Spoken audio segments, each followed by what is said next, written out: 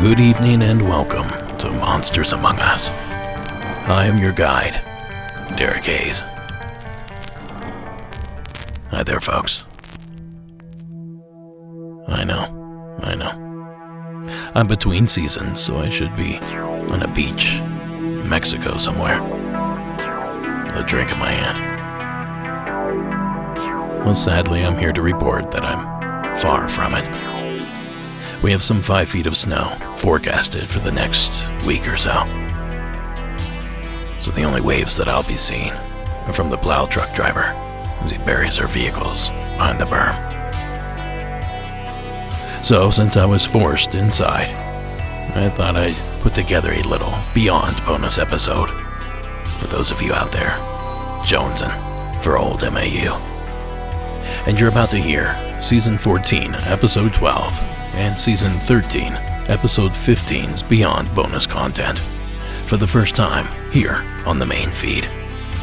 Now, for those of you keeping track, these episodes were introduced back on 12/8/22 and 6/22/22, respectively, and both can be found with a whole slew of other bonus content over at the Beyond.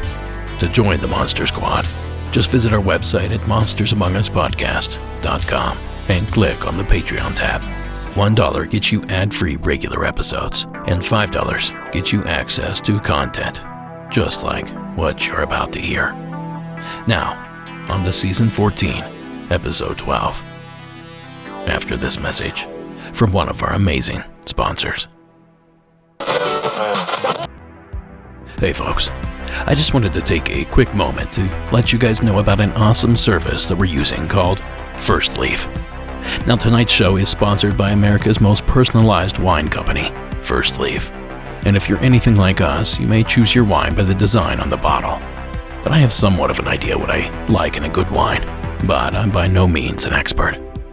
Fortunately, First Leaf takes the guesswork out of wine selection.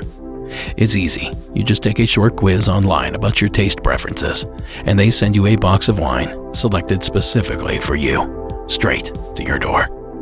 When you rate the wines they send you, your taste profile becomes more customized and accurate, so your boxes continue to get even better. Now, all of the wines we received were award-winning, and they were all wines we would never have known to try, but we're so happy that we did. Now, each bottle is discounted and backed by First Leaf's satisfaction guarantee. So when you're setting the mood to listen to a new Monsters Among Us episode, make sure the wine you're pouring is catered specifically to you.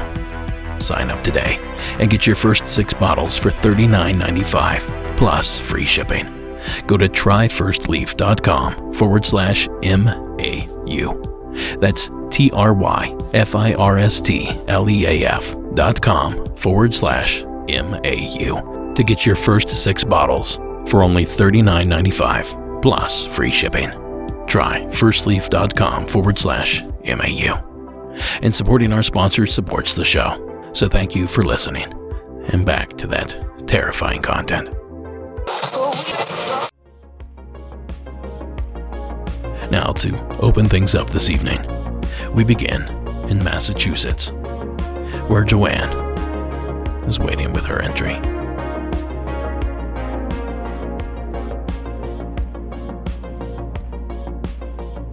Hi, Derek. This is Joanne. I hope I'm not double dipping. I did submit this a couple years ago to a different podcast, but that was really more about sharing spooky stories and not getting answers. And so I still don't know what this was, and I would really, really love your opinion on what I saw. So this would have taken place in the early to mid-90s. It was in the area of the Bridgewater Triangle in Massachusetts, and it was late at night. So to preface this, all my life, and literally one of my earliest memories, I would see shadow figures, and it would be when I was really upset and wishing for my parents, and I would see the form of my dad, for example, come into my doorway in my room, sometimes walk into the room, and as soon as I spoke to it or reached out, it would disappear. And so that happened for years and years and years. And I say that because when this took place, I was 12 or so and so tired of this phenomenon happening. So I was sitting in bed one evening, probably pretty late. My parents were asleep, and I think I had fallen asleep and woken back up. And I looked out, I could see through the hallway and into my dining room, and there was a little couch. And I saw on the couch, not a shadow figure, but the opposite, some kind of figure of light. It was skeletal, but with the only thing I can describe it as, I guess, is an aura around it. So it had a body-type figure, but you could still see that it was skeletal with hollow eyes. And it was sitting, I think its hands were resting on its lap or next to its hips, and it was looking actually into my parents' room, just staring in my parents' room, frozen. And I thought, I don't want something new. I don't want to deal with this. There was a flashlight next to my bed, and I thought, all right, well, usually when I get close to whatever it is, it disappears. I'm going to go up to this thing. It's going to go away, and I can go to sleep. So I took my flashlight, I walked out, I was in the hallway, and the thing was still there. And then I got closer and closer. With every step, the thing was still there. I could see it even better. It didn't look at me. It didn't move. It didn't look like it was breathing. It was just there and staring into my parents' room. And I was so close I could have reached out and touched it, and it was still there. And so no amount of shining my flashlight was helping, and so I got scared. I ran back into my room. I slammed my door. My door didn't always like to stay shut, so it opened back up, and from my bed, I could still see that thing. And so in response, I put covers over my head, because that always works, and just stayed that way until morning and fell asleep at some point. The last shadow figure I ever saw, I was about 15 or 16, and it was actually my dog. I was upset. I wanted her. I heard her run up the stairs to my bedroom. I heard her little tags jingling. She came around my side of the bed. I think this was actually daytime, and I reached out to pet her, and she was gone. So I really do feel like all of that was something in my head going on, because it eventually went away. I don't know. But that other figure, that white figure, that I really do not feel was in my head. That was something else. So I would love to get your thoughts. Thank you so much, Derek. Take care. Thank you, Joanne. You know, you're certainly not alone here.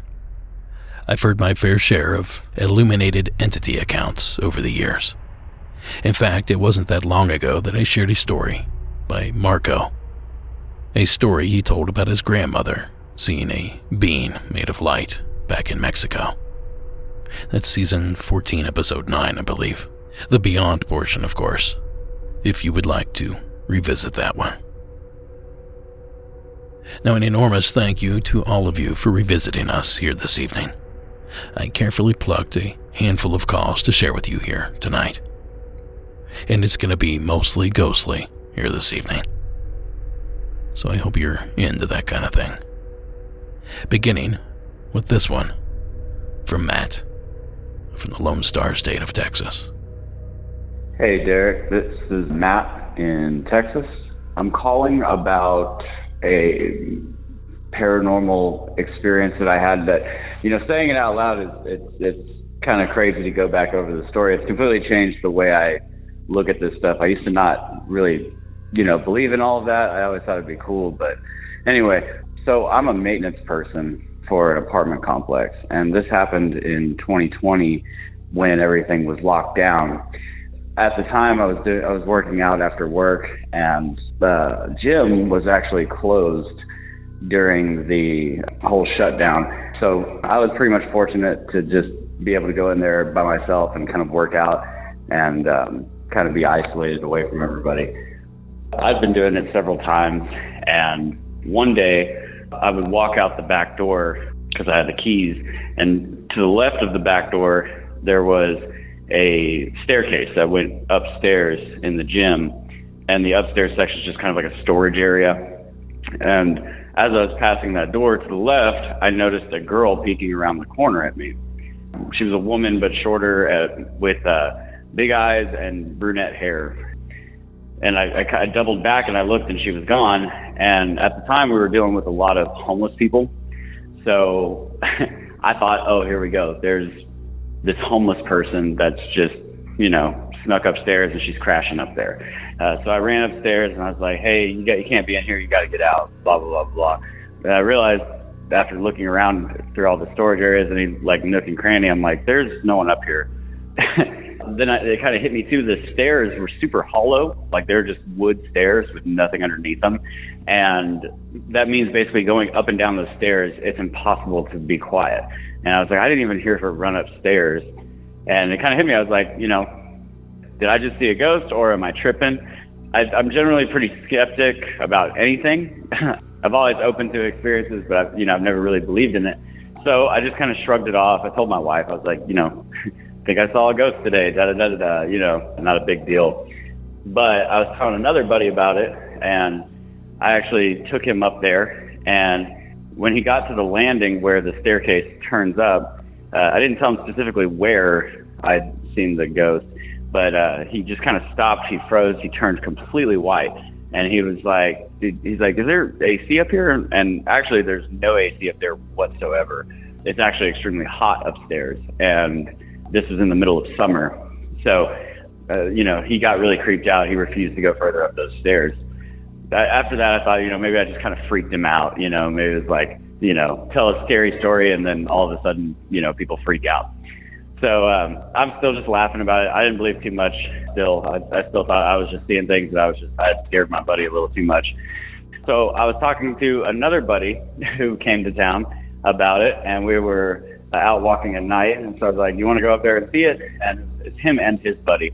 His other buddy did not want to go up there. He was all the way good on ghosts and stuff like that. But my buddy was like, I'll go up there. And I opened the door to the back, and I'm like, it's just right up the stairs right there.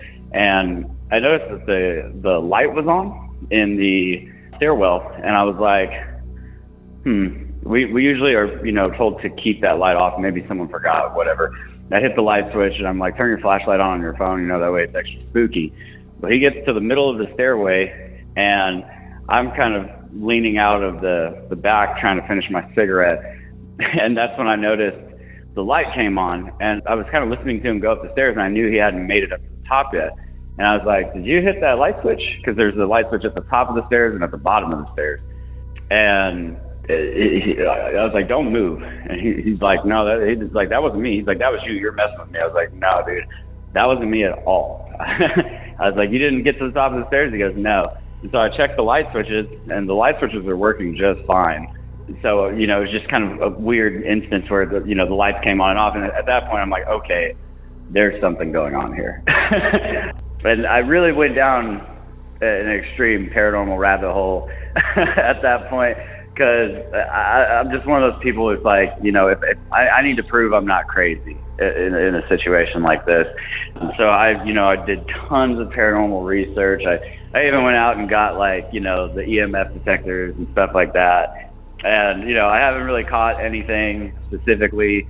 One thing I noticed is at the very top, there's extremely high EMF, which I know can cause hallucinations, but that dies off in that stairwell. There's no high EMF whatsoever in that stairwell whatsoever. And I've gone up there a few more times, and I've kind of, looked around and spent some time up there, and I haven't seen too much since then.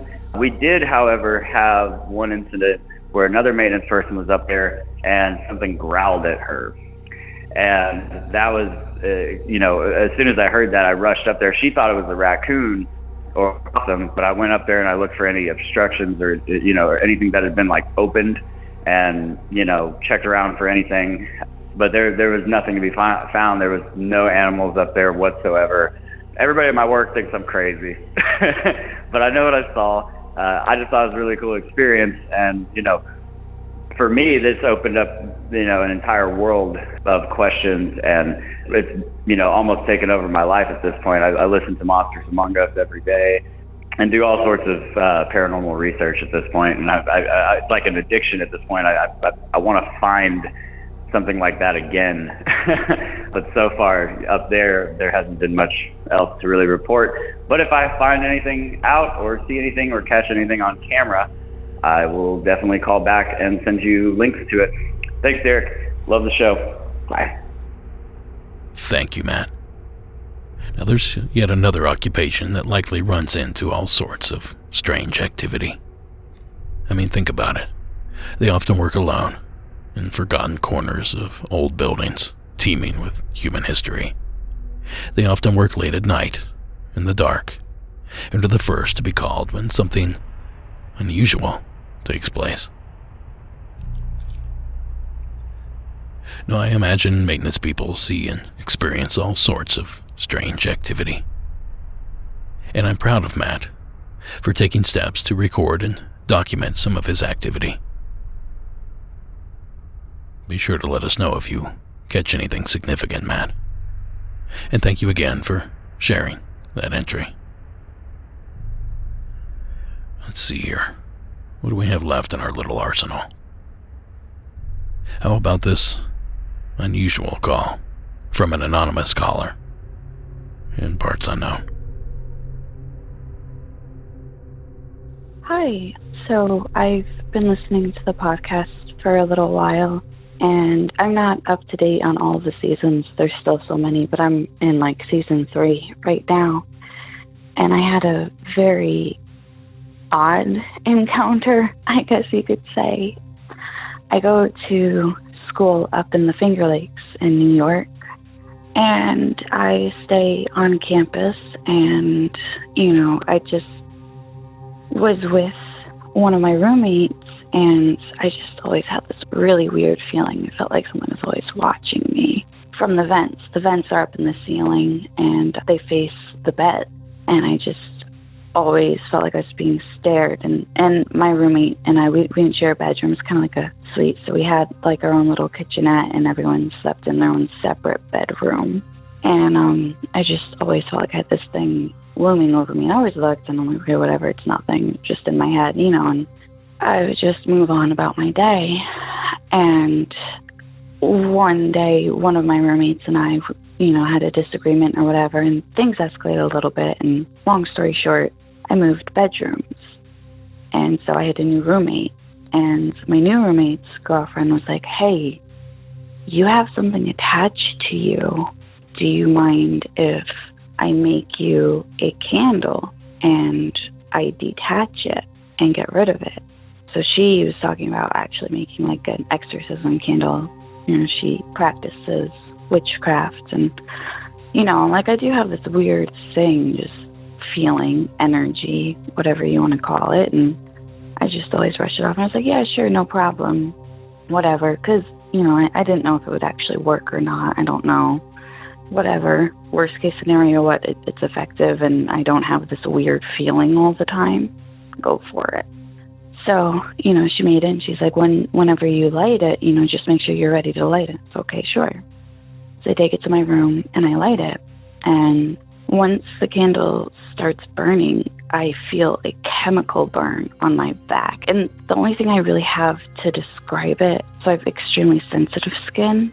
And one time I put icy hot on my back, and it felt like a severe chemical burn. It felt like my skin was sloughing off. I couldn't have the weight of my T-shirt on my skin. It hurt so bad. I just had to lay there and wait it out. I couldn't wipe it off. It was too painful.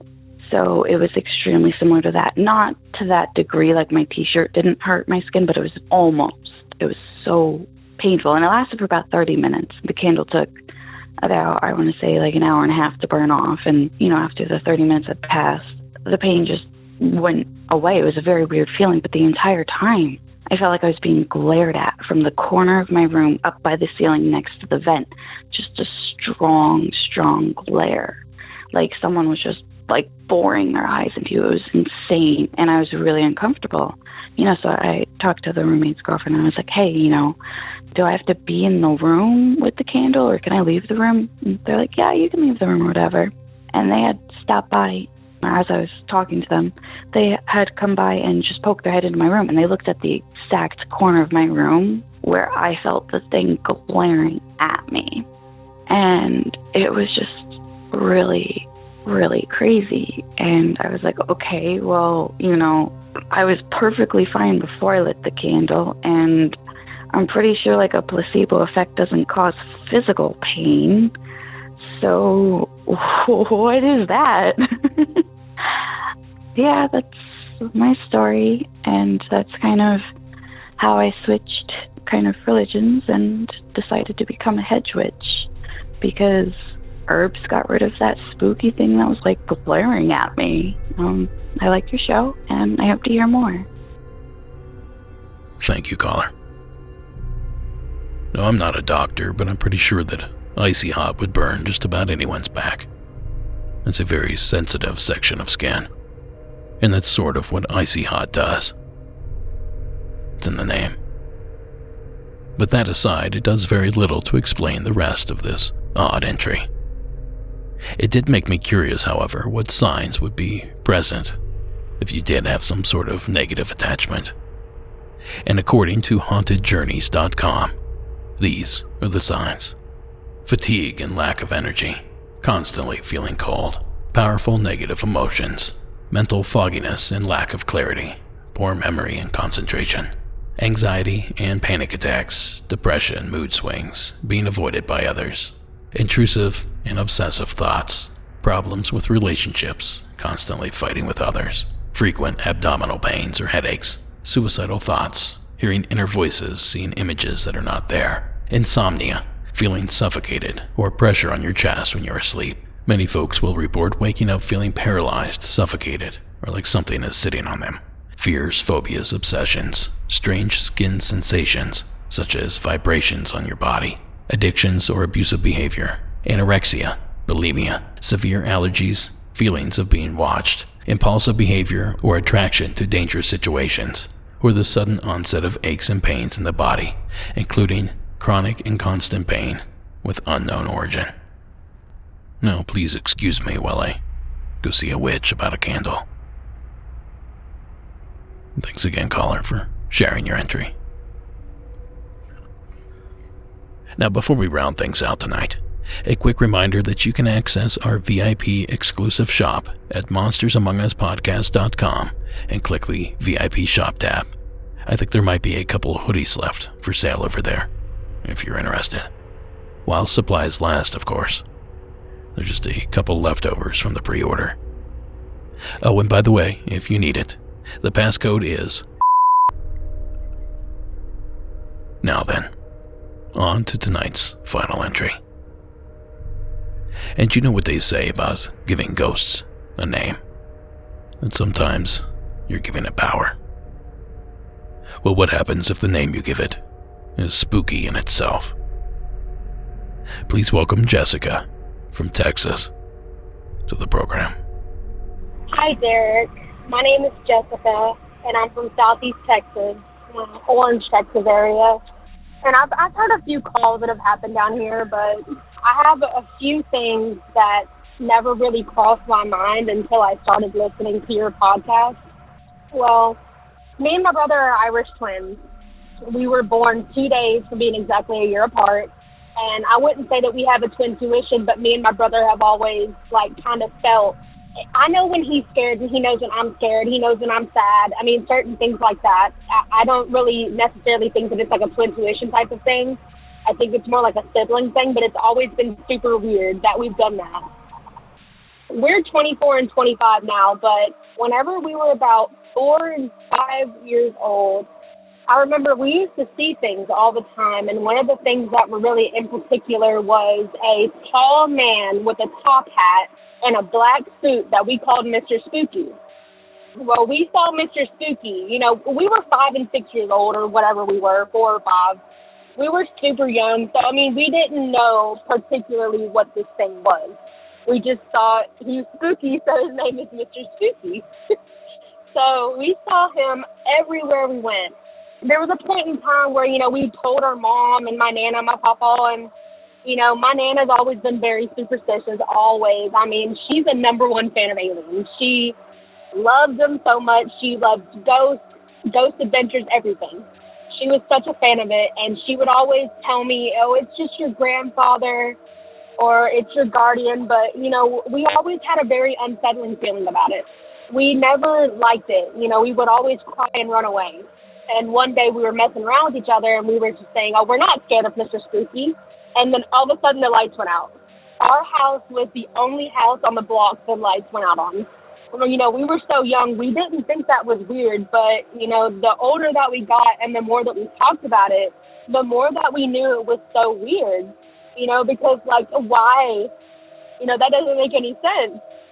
And we would put two and two together, and, Mr. Spooky was always lurking. And we could never come up with the word for it, but we knew that he was lurking. And it was just so odd to always see him doing those things. And, he would misplace stuff, and he would just follow us anywhere we went.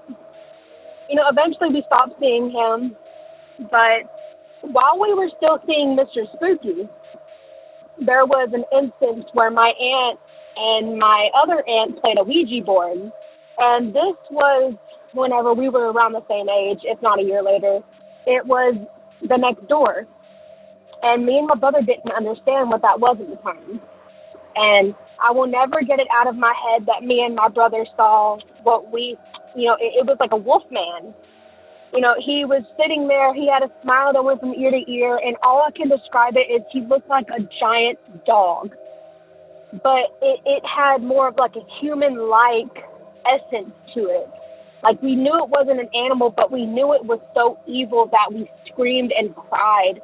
And it was so scary at that time. We didn't understand what this thing was and what it was doing, but we knew it had bad intentions. And we eventually had to get the house blessed. And, I mean, it was just so much. We didn't understand. Mr. Spooky has gone away now, but me and my brother still have that little intuition thing, and we talk about it a lot. We absolutely love your podcast. We listen to it all the time.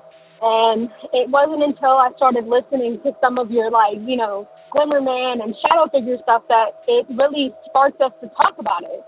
And I really hope that if anybody else has ever had this experience, please share it, because I want to know that we're not the only ones that have ever seen this type of stuff. It's very scary, but thank you so much, Derek. Keep it up. Thank you, Jessica. Mr. Spooky. I'm not kidding. I just might have to make Sarah start calling me that. That's a good one. Now, as callers sometimes do, Jessica actually called back with some additional information. Hi, Derek. It's Jessica again. I just sat down with my brother, and he wanted me to share some more experiences that we've had since we were, really younger. There's so many. Me and my brother have always been susceptible to seeing certain things, and, some things were kind of hard to talk about, but a lot of them really weren't.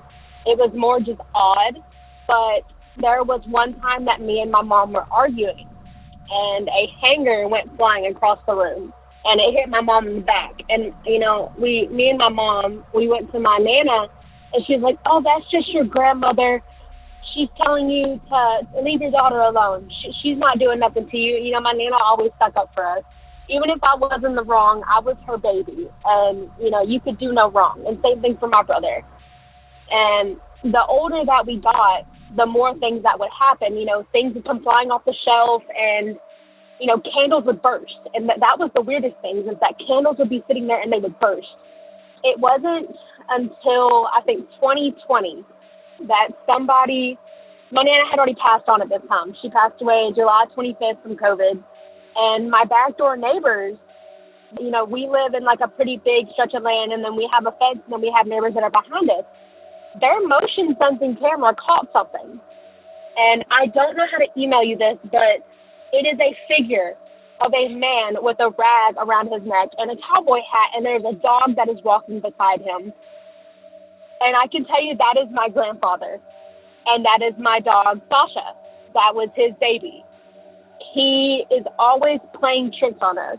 He's always moving candles, and he's always picking stuff up and hiding them, and he is just such a goof. And he's been doing this ever since we were babies. And we know that for a fact because we had a psychic come out, and, my Nana wanted to hear from her husband. And he would tell us, we're full Indian. We're Cherokee. And my papa was real dark. He was very, very, you could tell he was an Indian. And he would say, there's a man that has very dark skin, and he's calling me Barbie. And that was my Nana, was saying that he loved her. And ever since then, we knew it was him. But, more on the evil parts of stuff, we'll hear growling, we'll hear scratching, we'll hear our names being called out of nowhere. We will just hear things. I don't know what it is, and I don't know why we hear these, but we think it's each other. Me and my mom, I live with her now, and we think it's each other calling our names, but, either I'm not home or she's not home. And our house has always been filled with negativity. It's like the spot that we're at. We've had a murderer that lived with us at one point, my uncle, basically, but he didn't commit the murder, but he was with a man who did commit the murder. And he had a lot of demons with him, and now he's serving in prison. But ever since then, things have slowed down since he went to jail, but things definitely are still really weird. I hate being there by myself. I hate being in a dark room by myself in that house. It's the very back bedroom, and you can just feel negativity. And it's partly where me and my brother would see the dog man, the wolf. It was like a wolf, and I can't get it out of my mind. It was so scary and crazy. And I know that I'm all over the place, but we're just talking about this, and I know you're probably not going to use this one because this one is super crazy and all over the place. But if anybody has ever had any of these experiences, I definitely want to hear about it. Oh, Jessica, I'm going to use it. Now, there's a lot going on here. An aptly named entity, exploding candles, ghosts caught on camera, strange sounds, a wolfman. And if I had to guess, Jessica, I'd say that maybe you might be the common variable here. Not to sound too woo-woo, but look inward on your paranormal journey. And if I were you, try to get your hands on one of those candles from our previous caller. And thank you again for sharing that terrifying entry. Now listen, I know you've all heard me talk about microdosing and the benefits that it has. But did you know that all sorts of people, myself included, are microdosing to boost their mood, fall asleep more easily, and even help with pain and workout recovery? Our show today is sponsored by Microdose Gummies. Microdose Gummies deliver the perfect entry-level dose of THC to help you feel just the right amount of good without getting high from just one gummy. It's like finding the sweet spot between CBD and THC that gives you the benefits of both. Decreased anxiety, a mood lift, and the ability to fall asleep more easily. Now, microdose gummies are legal everywhere in the United States and are made with high-quality organic ingredients, infused with Oregon-grown berries. I like to enjoy one at the end of a long day. Now, microdose is available nationwide. And to learn more about microdosing THC, go to microdose.com and use code Monsters Among Us to get free shipping and 30% off your first order. Now, links can be found in the show notes, but again, that's microdose.com and code Monsters Among Us. Now, as always, supporting our sponsors supports the show, so thank you for listening. Now back to tonight's spookiness. Now, crank down the window, feel the night air on your skin, and wave as Joelle passes by en route to the state of Texas. Hi, my name is Joel, and I live 30 miles south of Austin. So my story happened in 1990, between 1990 and 1991. I was living at a town that's like 10,000 people or so, real small town, right? I was 16. I just barely got my driver's license, and my girlfriend lived 8 miles out of town. She lived in a smaller town than me. Her city was less than 1,000 people. Like the streets, they didn't even have curves or anything like that. So I didn't own a car, so I had to wait for my parents to fall asleep so that I could take their car and, just take it without asking them so I could go see my girlfriend. So when they fell asleep, it was probably about 10:30. I took it. I'm not an expert. I just barely got my license, like I said, and I take off. Halfway to my girlfriend's house, I saw that the gas light, that little gaslight emblem came on. I wasn't worried about it because where my girlfriend lives, it's Maxwell. It's a small town called Maxwell, Texas. This town is about 45 miles southeast of Austin. And, I was going to get gas after I left her house. Okay, so I went to my girlfriend's house. I ended up leaving, I'm guessing 1 in the morning, 1:30, something like that. So, of course, I'm going to go get gas. Well, I thought it was 24 hours a day, the gas station.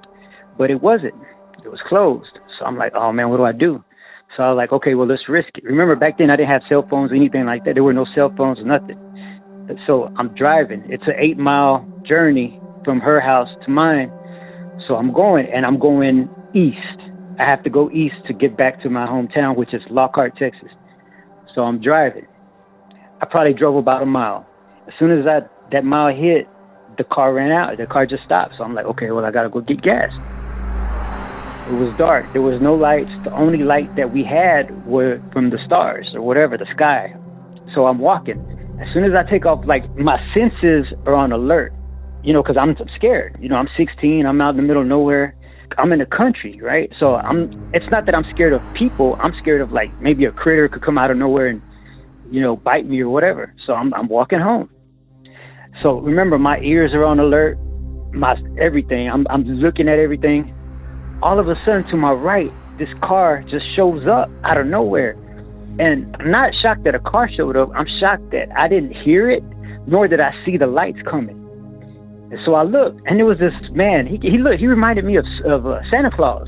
Big old white man, beard, old, gray hair, normal car, nothing fancy. And he says, hey, you need a lift, don't you? And I was like, yes, sir. Now, I wasn't scared. For some reason, I just felt at peace when I saw him. And he said, well, you need gas, don't you? And I was like, yes, sir. I had no idea how he knew it.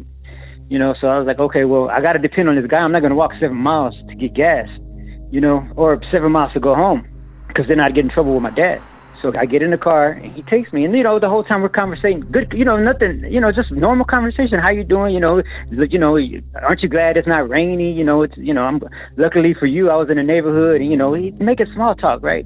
So we go to the gas station. We got a gas station 24 hours a day. So it's open 24 hours a day. So we go. And it was back in, 90. So the gas can, it was tin. It was metal. It wasn't like these plastic ones now. So he comes out, he pays the lady.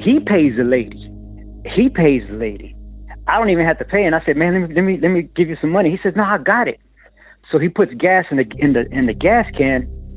So now he says, okay, let's go back. So we go back, He does everything.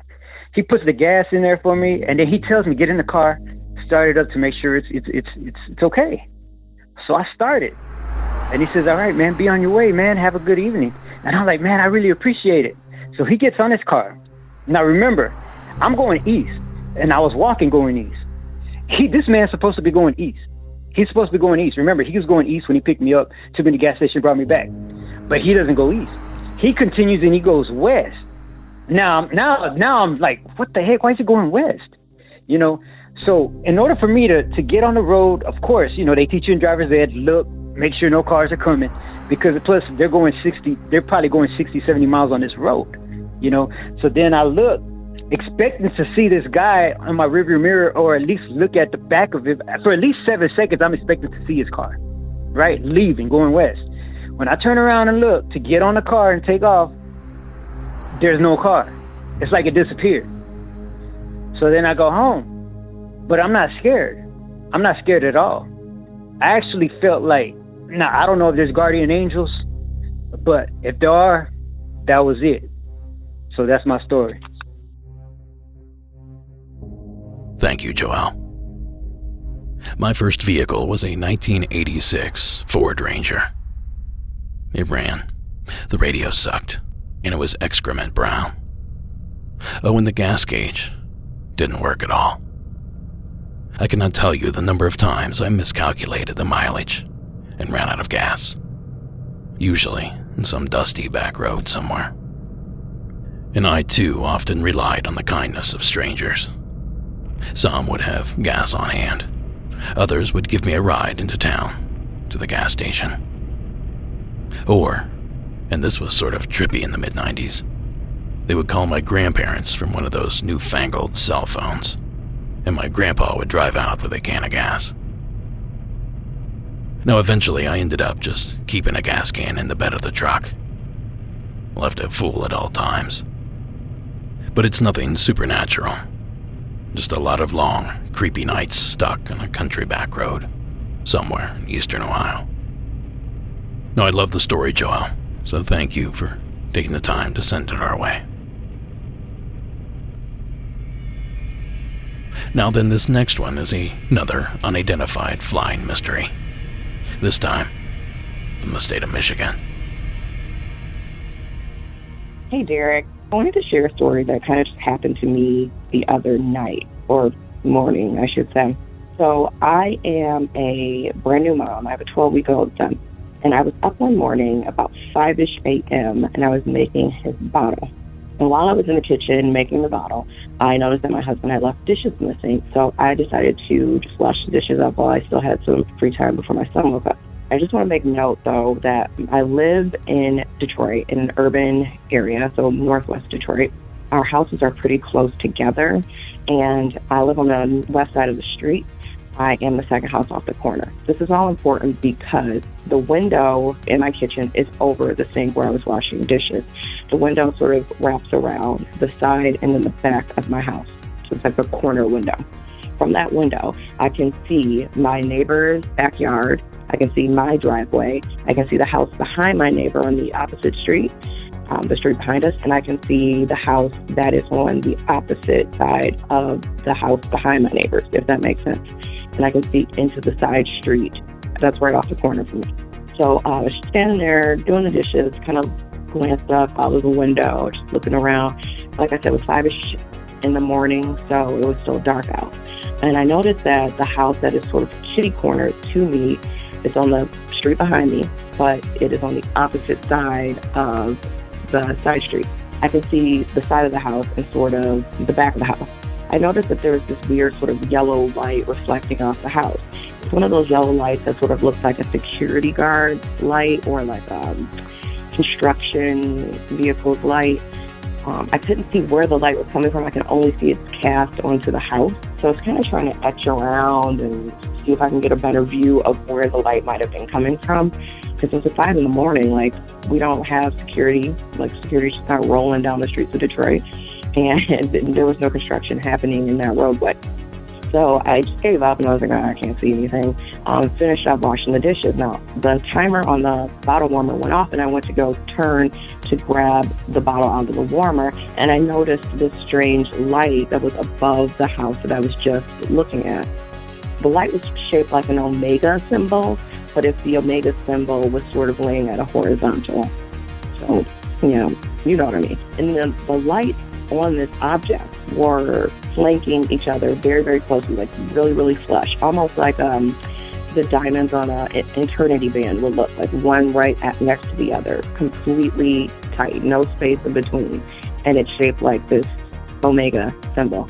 And I watched it sort of rise from what looked to be like it was rising from the roof of the house. It was like directly over the house, and I just watched it rise at like a steady pace, up and up and up and up, like very smoothly, just rising, sort of like floating above the house until it got to the tree line of the trees that are on the verges of the homes on that street.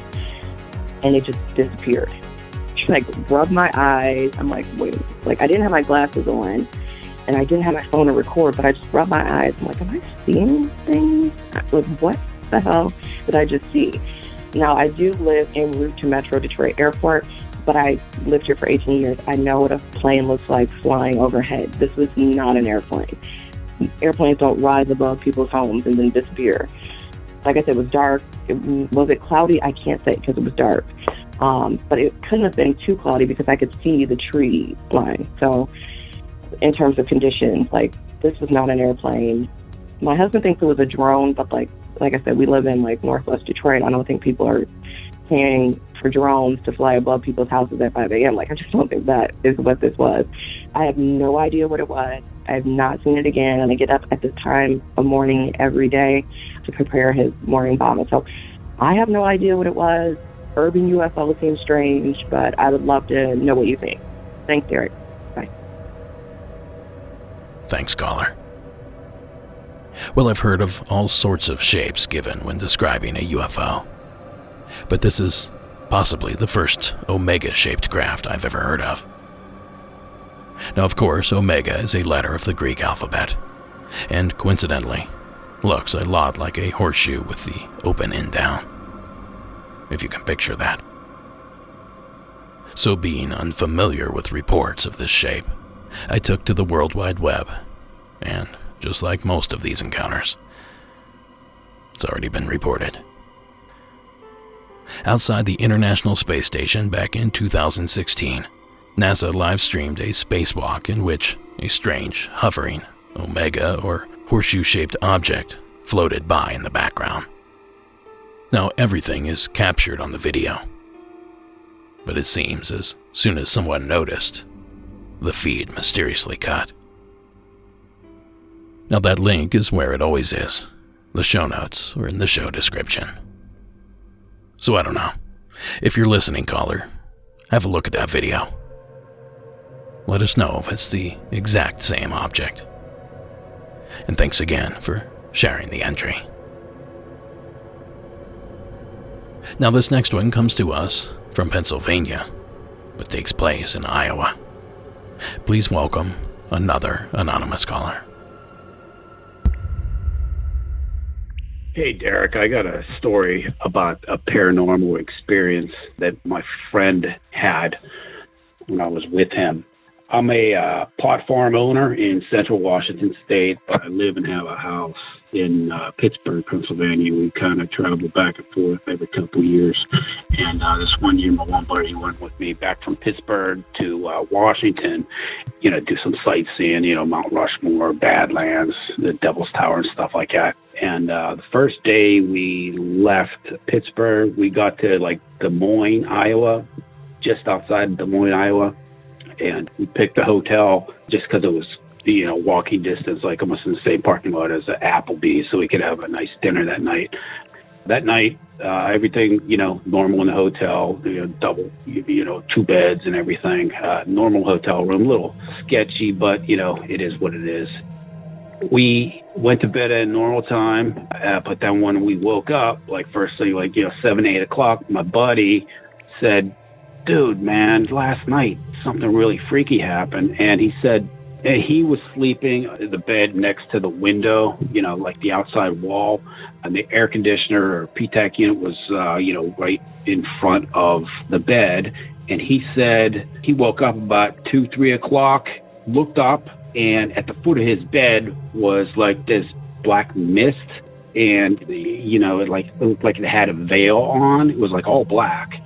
He could tell it was almost like a female. It was almost like a wedding gown with the veil, but everything was black and kind of foggy.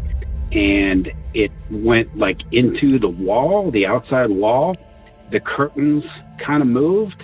And then he said he got a little sprinkle of, like a liquid or water or whatever sprayed on him. And he looked over at me thinking it was me. He was like, Eric, what are you doing? And I was in the other bed snoring, fast asleep. He just rolled over and went back to bed. But, he confronted me about that first thing in the morning, told me what happened. And he's not one of these paranormal believers or anything. So he was trying to debunk it, on those shows. He was saying, well, okay, let's think this through. Maybe the air conditioner kicked off real quick and blew the drapes and then spit condensate on me somehow.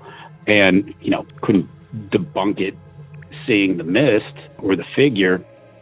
And then when we left, when we checked out that morning, we told the people at the register or, at the checkout station, like, hey, this weird thing happened last night. We told them what happened. And then there were people behind us that said, really? Do you guys, go to haunted places to experience it? I'm like, no, And that's it.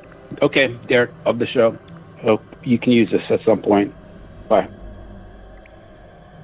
Thanks, caller. That's some Ghostbusters stuff. It's almost like an ectoplasm or something was created when the entity moved through the window. Maybe some HVAC techs might be listening and know what occurred. Or maybe it was indeed, as our caller suspected, some unearthly spirit bound to our realm, confined to a Motel 6 somewhere in Iowa. Thanks again, caller, for sharing that one.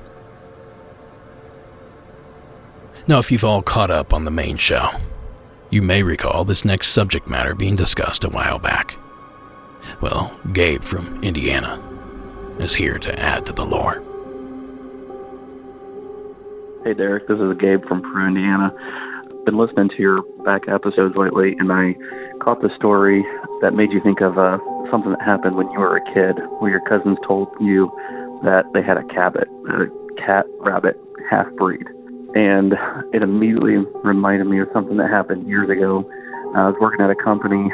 We built and repaired pools, and one day the owner had come back from measuring a pool for us to either build or repair, I don't remember. And he said, hey, there's a Cabbit at this house. And me and the other guys that were going to go out and do the pool, we were, what's a Cabbit? And they're like, it's a cat-rabbit crossbreed. And they're like, okay, well, it's not a thing. You can't do that. So we didn't really think much of it. And when we went out to the pool, we saw the Cabbit. It was a cat. I don't know if it was injured or was born with a deformity or whatnot. But from a distance, the way it moved, it looked like a rabbit. It had long hair, and when it moved, it kind of hopped like a rabbit. And so I corner eye, it looked like a rabbit running around, and then it would come up to you, and it was clearly just a cat. The owners, I don't know if it was a joke or what it was, but they insisted it was a rabbit-cat crossbreed. I just thought it was really interesting that you had a story about somebody with a Cabbit too. So I got a lot of other spooky stories, actually, I'll be calling in and telling you about, but when I heard that, I had to call and tell you. So have a good one. Bye. Thanks, Gabe. I never got to see the quote-unquote Cabbit that my cousins had. But something tells me if I did, its explanation would have been just as benign as Gabe's. Though I still wish I could have seen it. Thanks, Gabe, for sharing your Cabbit story as well.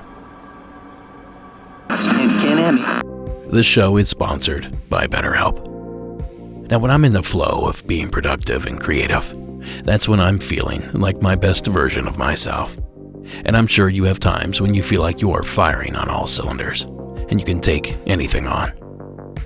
But sometimes life gets in the way of that and bogs us down with stress, grief, or trauma.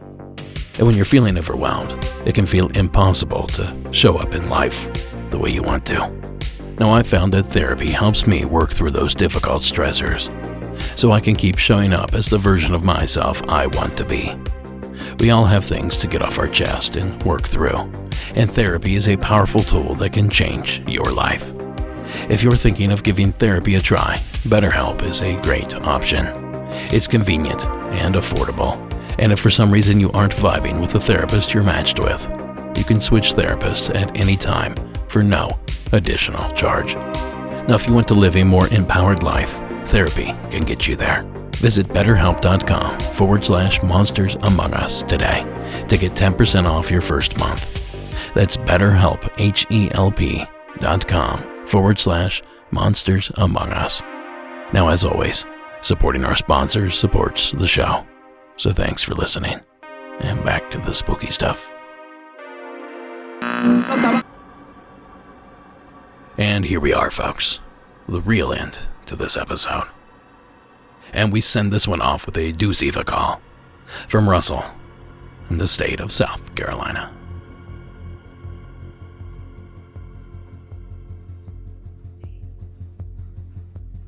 Hey, what's going on? First of all, super big fan of the show. My name is Russell, though. I currently live in South Carolina. Now, I got two stories. Some of these stories took place in two different areas. One of them, keep it short and sweet. I was a kid. I was in Missouri at the time, Warrensburg, Missouri. I was about 7 or 8 years old. We had just gotten back from the emergency room. I had to get stitches in my chin. So the way my house was set up, we lived in a 2-story duplex, and it was one of the first or second house on this like short dead-end road. And right behind our house was, a good size of woods. And if you went one direction of the woods, you kept on going super deep. And if you went towards the other direction, you would eventually end up in a different neighborhood. That being said, my driveway started in the front and it curved around to the back of the house, because that's where the garage was. Anyways, I specifically remember, getting home and being excited about a new video game I had. So I was like one of the first ones to get out of the car. As soon as I get out of the car, I look. So we had this fence that separated our house from the other one. And this, it's an old school fence, so it probably stood about 7 foot tall. I remember it being very, very large, even as a small kid. And as soon as I get out of the car, I specifically remember looking over in that fence and I see this black figure that was slouched over, that was kind of walking with, as if he had like super heavy footsteps, like just kind of charging in a slow pace towards the woods. And I remember being so scared, like, what is that? But I almost couldn't even say it. And I remember my adopted dad getting out of the car after me, and he specifically had looked over, and I was me, him, my mom, and my grandma in the car. Me and my grandma were in the back, my mom and my dad were in the front. As soon as my dad gets out and sees what I'm talking about, he's not the one to cuss at all. But I remember specifically him saying, "Get the back in the car." And I remember just being in the fetal position on the floorboard, thinking I'm gonna die. What did I just see? And he peels out, goes to the front, and we go inside, and they kind of just put it behind them, like, oh, that was weird, but whatever. And every family outing, I still bring it up to this day. And my dad, he looks over at me and he's like, no, I completely remember that. That was something very, very strange. So anyway, that's one. The other one, I wouldn't say, I'm not sure if I was abducted or not, but very strange occurrences happened to me. This was in Oklahoma City at the time. I was living with my friend's mom.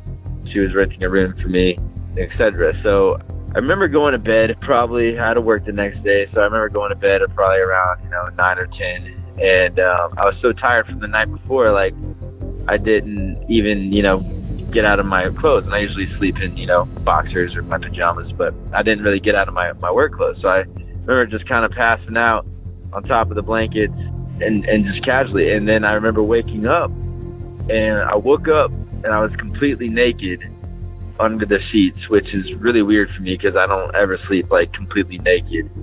So I was completely naked.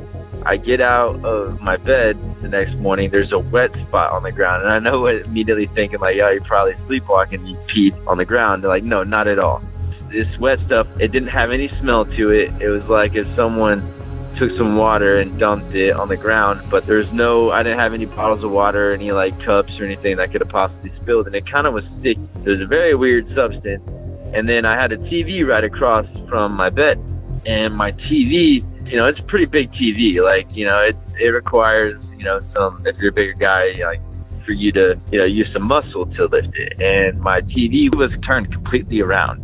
And I just continued to think, well, that's the most bizarre thing. Like, why is my TV turned completely around? And then the weirdest part about the whole scenario was that I had like these so I'm not really allergic to much, really anything at all, as far as I know.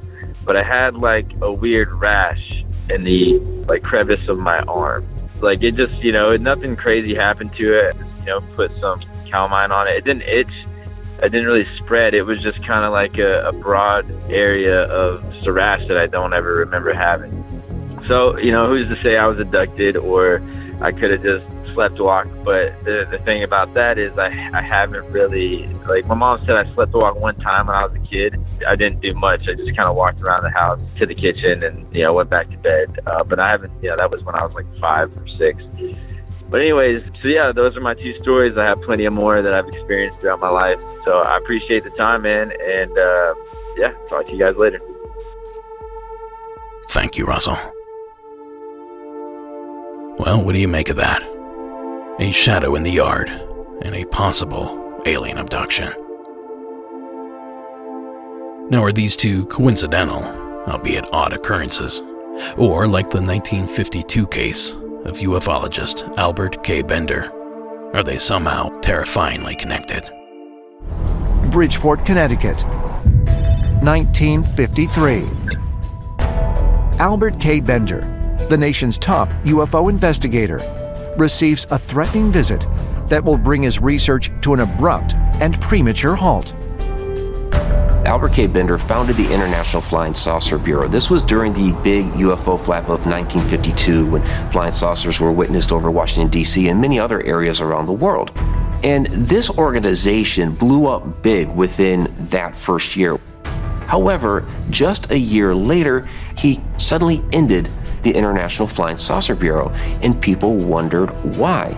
And what happened was that he came home one night, went into his bedroom, and suddenly these 3 dark, shadowy figures materialized through his wall into his bedroom. They were wearing the hats and the overcoats. They had glowing eyes, and they smelled like sulfur. According to Bender, the 3 entities communicated with him through telepathy, warning him to discontinue his UFO research and stop publishing his influential magazine, The Space Review. Afterwards, he became ill and didn't eat for 3 days. After this experience, Bender was repeatedly visited. He said they gave him headaches, they controlled him telepathically, and he ultimately gave up his UFO researches and stopped publishing the Space Review, in which he documented UFO sightings throughout the world. Now that clip courtesy of history's ancient aliens. And I'm not saying there's a literal connection here. But if I were you, Russell, I would keep your eyes open, just in case. Thanks again for that submission. And thank you for sticking around to the real end of the show. And thank you so much for all the support over at Patreon. We wouldn't be here without you. Now, Monsters Among Us Beyond is written and produced by me, Derek Hayes. All media used in this production is done so under the protection of fair use. And the music you heard in this episode was provided by Co.ag Music, Iron Cthulhu Apocalypse, and Carl Casey at White Bat Audio. Thanks again, folks. Have a great night, and keep it spooky.